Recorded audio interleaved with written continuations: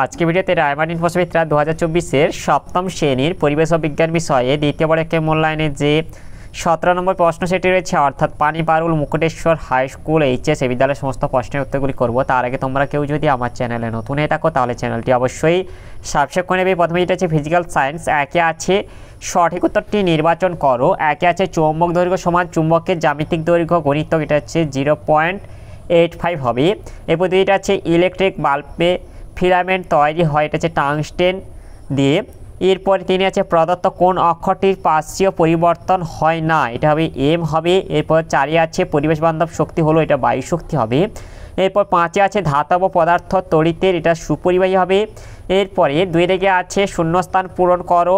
একে আছে বস্তু ও সূচিছিদ্র ক্যামেরার মধ্যে দূরত্ব বাড়ালে উৎপন্ন প্রতিকৃতি এটা ছোট হবে। এরপর 2 যেটা আছে চুম্বকের বিষম মেরু পরস্পরকে এটা আকর্ষণ করে হবে। এরপর 3 থেকে আছে বৈদ্যুতিক ঘণ্টাতে এটা হবে তড়িৎ চুম্বক ব্যবহৃত হয়। এরপর 3 থেকে আছে নিচের প্রশ্নগুলির উত্তর দাও।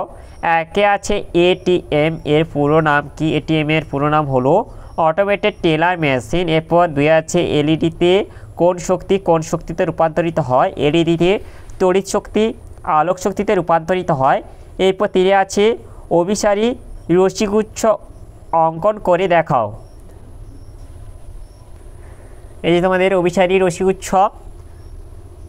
একে দেখিয়ে দিলাম। এখানে হচ্ছে এও বিও সিও ডিও ও ইও রশ্মিগুলি একটি নির্দিষ্ট বিন্দু ওতে মিলিত হচ্ছে, তাই হচ্ছে এই রশ্মিগুচ্ছটি হচ্ছে একটি অভিসারী রশ্মিগুচ্ছ। এরপরে 4 আছে নিম্নলিখিত প্রশ্নগুলির সংক্ষিপ্ত উত্তর দাও। একে আছে পাখি আকাশে উড়লে তার ছায়া মাটিতে পড়ে না কেন?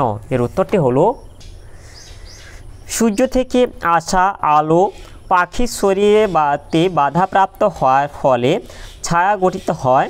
পাখি আকৃতিতে বড় হলেও সূর্য অনেক দূরে থাকায় গঠিত প্রচ্ছায়া আকার যথেষ্ট ছোট হয়। মাটি থেকে অনেক উঁচুতে অবস্থান করা এই প্রচ্ছায়া শঙ্কু পৃথিবীপৃষ্ঠে পৌঁছানোর আগে একটি বিন্দুতে মিলিত হয় ও বিপরীত অভিসারী শঙ্কু ভূপৃষ্ঠে এসে পড়ে। এক্ষেত্রে গঠিত উপচ্ছায়া ভূপৃষ্ঠে এসে পড়লেও এই অঞ্চলে অন্ধকারের গাঢ়ত্ব কম হয়, আলো ও উপচ্ছায়ার মধ্যে কোনো পার্থক্য বোঝা যায় না। তাই দিনের বেলা অনেক উঁচু দিয়ে পাখি উড়ে গেলে ওদের ছায়া মাটিতে পড়ে না।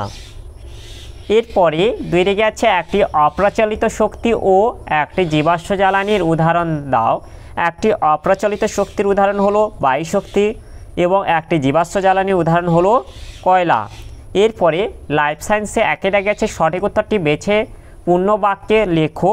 একে আছে রূপান্তরিত অর্ধ বায়বীয় কাণ্ড দেখা যায় যে উদ্ভিদে, সেটি হলো এটা হচ্ছে কচুরিপানা হবে। এরপর 2 আছে আমের ফল ত্বকের যে অংশটি আমরা খাই তা হলো এটা মধ্যত্বক হবে। এরপর 3 আছে অভিস্রবণ প্রক্রিয়ার প্রয়োজন, এটা হচ্ছে অর্ধবেদ্য পর্দা।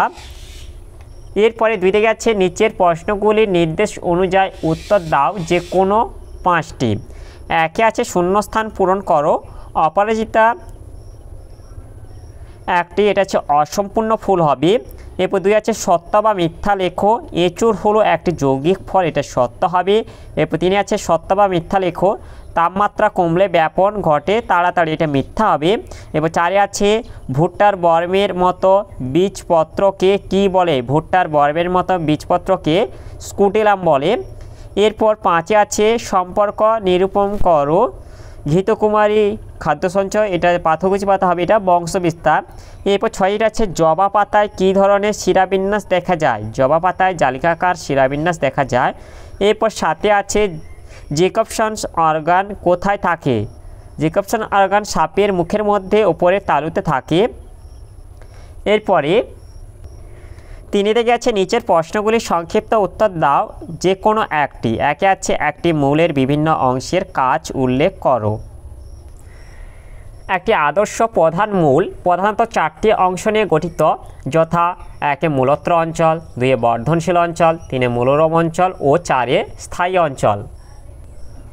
মূলত্র অঞ্চলের কাজ হলো, এটি আছে মূল যখন মাটি ভেদ করে মাটির নিচে প্রবেশ করে মূলত্র অংশ তখন মূলের নরম অগ্রভাগকে মাটির ঘর্ষণজনিত আঘাত থেকে রক্ষা করে।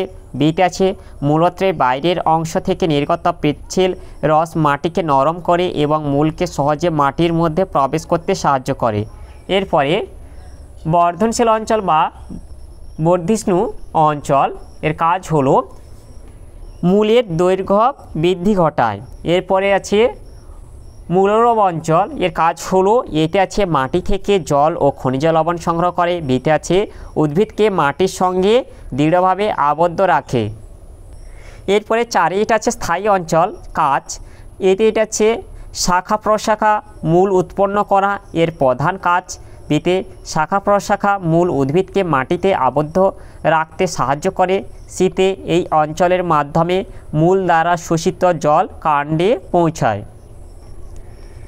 এরপরে 2 গেছে মৃদভেদী অঙ্কুরোদ্গম বলতে কি বোঝো, উদাহরণ দাও। এর উত্তরটি হলো মৃদভেদী অঙ্কুরোদ্গম যে প্রকার অঙ্কুরোদ্গমে বীজপত্রাবকাণ্ড দ্রুত বৃদ্ধি পাওয়ার ফলে বীজপত্রাবকাণ্ড ও বীজপত্র বীজতক কাটিয়ে মাটির ওপরে উঠে আসে তাকে মৃদভেদী অঙ্কুরোদ্গম বলে। এক্ষেত্রে বীজপত্র সবুজ হয় এবং শিশু উদ্ভিদের প্রথম পাতা সৃষ্টি করে, যেমন কুমড়ো, তেঁতুল, বিন, তুলোবীজের মৃদভেদী অঙ্কুরোদ্গম ঘটে। এরপরে 3 দিকে যেটা আছে স্বপরাগযোগ ও ইতর পরাগযোগের মধ্যে দুটি পার্থক্য লেখো। স্বপরাগযোগ ইতর পরাগযোগ বিষয় এক আছে প্রকৃতি, একই ফুলে বা একই গাছের ভিন্ন ফুলে সংঘটিত পরাগযোগ, আর এটা হবে একই প্রজাতিভুক্ত দুটি ভিন্ন উদ্ভিদের ফুলে সংঘটিত পরাগযোগ। এরপর 2টা আছে বাহক, বাহকের উপর নির্ভরশীল হতেও পারে আবার নাও হতে পারে, সব সময় বাহকের উপর নির্ভরশীল। এরপর 3টা আছে পরাগরেণু, অপচয় কম হয় এতে, আর এটা হচ্ছে অপচয় বেশি হয়। এরপর 4টা আছে ফুলের প্রকৃতি, প্রধানত উভয় লিঙ্গ তবে একলিঙ্গ ফুলেও ঘটে, আর এটা হচ্ছে একলিঙ্গ বা উভয় লিঙ্গ দুটি। এরপরে 5টা আছে গুরুত্ব, কোনো নতুন বৈশিষ্ট্য তৈরি হয় না, এটা হচ্ছে নতুন বৈশিষ্ট্য সৃষ্টি হওয়ার সম্ভাবনা থাকে। এগুলি থেকে তোমরা যে কোনো দুটি লিখে দেবে।